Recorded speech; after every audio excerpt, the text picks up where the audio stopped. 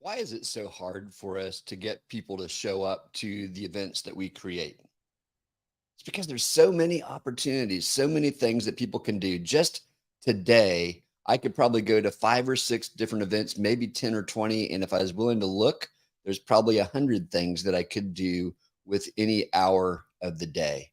And so when we're asking people to get up and leave their house and maybe get on a plane or a car or a train or even a boat to get to our event, they're making choices of other places. I got an email today from a friend who really wants to be at our event in San Diego, but instead she's flying to another event in on the East Coast where she's going to be speaking, even though she lives in San Diego.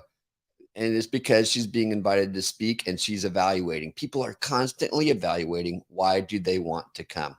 Now, I've got this cane that's been sitting in the back of my room. And if you've been watching my videos for very long, you've probably wondered, what is that? This is a cane that came from Kenya. I was in Kenya over 30 years ago, and this was a handcrafted cane that I purchased for my father who collected canes. And when he passed away, I only wanted a couple of the canes that were in his collection. This was one because it reminds me the lion, the people in Kenya, when they're inviting people to go somewhere, they're not basing it on the costs and benefits. They're not evaluating, what am I going to get out of this? They're evaluating, are my people going to be there? Is this something that the tribe is doing? Is this something that our leaders are saying we should do? They're basing it on community. And I think that's something that we might want to think about in our marketing. Or instead of saying, what are all the benefits of coming to this event and trying to address all the concerns and the pain points? And those are all important things to do in our marketing, and we should do it, and we should do it well, and we should do split testing and all those things. But I think there's something different that we're missing, and that is the community. So when you've had an event, you've got a community that's there. And if that community had a great experience, that is your best marketing resource. That is your number one resource. If people who are happy are talking about the event and telling their friends that they should come, hey, come with me to this place because it's going to be great. And here's why it was great for me. And I think it'll be great for you. Those friends are far more likely. Are you that way? When someone recommends a product to you, are you more likely to buy something a friend recommends or something that you saw on an advertisement on TV or on the internet?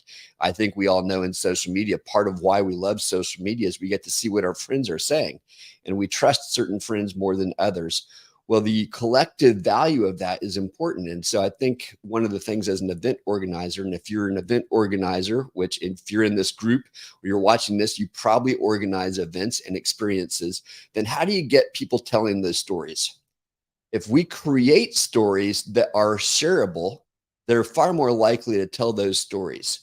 And if those stories are things that are going to be meaningful to other people, then that's going to actually cause them to take action far more speedily than if they read a really well crafted email, website, or watch a great video that's a marketing resource. Cold traffic is much harder to convert than it is to get someone who will listen to the stories that we tell. So here's my question for you. How do we get people to tell those stories? First is we need to help them remember the stories during the event as they experiencing things.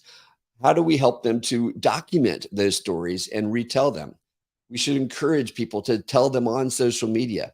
One of the things that I remember doing back early in my career is when people came back from these profound experiences they've had on the road overseas, I would get them to write down as many stories as they could remember, and hopefully 10 or 20 of the peak stories and experiences that they've had. And then I'd get them to circle three. And I'd say, I want you to write out the stories of those three things. And I want you to practice telling them, because those are the things that people, when they ask you about the experience that you had, you should tell those stories. Well, the similar thing can happen at our conferences and events and experiences that we're creating. We can help people walk through what are the most important things that happened for you while you're there. And we help them shape the narrative of what they want to tell others about the experiences that they've had. It's also going to help them create mental hooks for when they think back on the experience they had. There's important lessons that they've learned. There's important conversations that they've had. There's important people that they met. And maybe those are three categories that you would create in their documenting what they learned and what their action plan is. But as they do that, then it's going to become easier to tell those stories. As they tell those stories, they're inviting their friends to say, hey, look, this was an event that had a profound impact on me. And I would love it if you would come with me there next year, because I think it could do the same thing for you.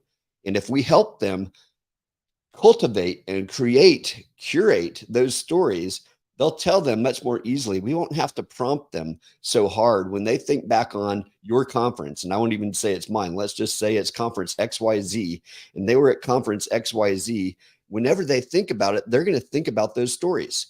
If you help them remember those stories early while they're at the event, now they've got a list of and a memory trick of some stories. They will immediately say, you know what, I remember about conference XYZ.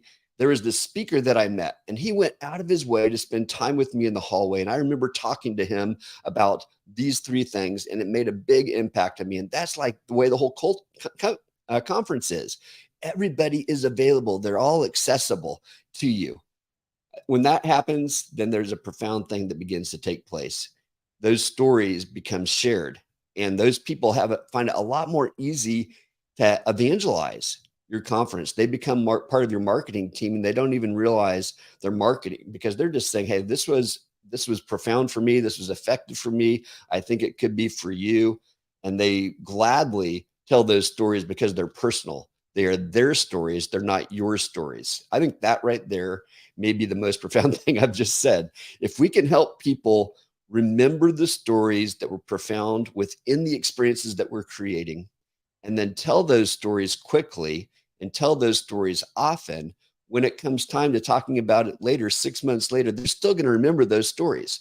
And those stories will have access to the significant things that they learned. So maybe if I was going to summarize, it's let's help people document the stories of what happened within the experiences that we're creating, so that when it comes time to telling those stories again, it's easy. They remember them. They've told them before. This isn't the first time they've told those stories, because our best marketing agents are happy customers that we've served before.